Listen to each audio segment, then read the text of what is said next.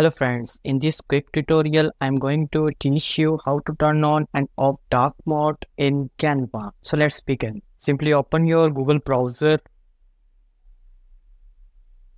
type Canva here, open Canva,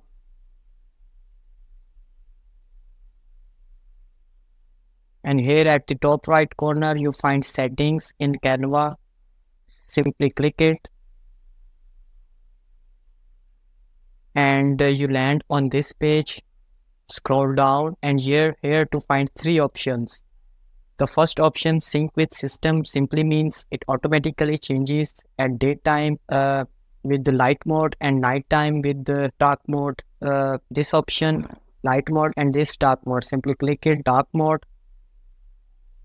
Here you go, your settings had been changed. If you find this video helpful, simply click like button and do comment down.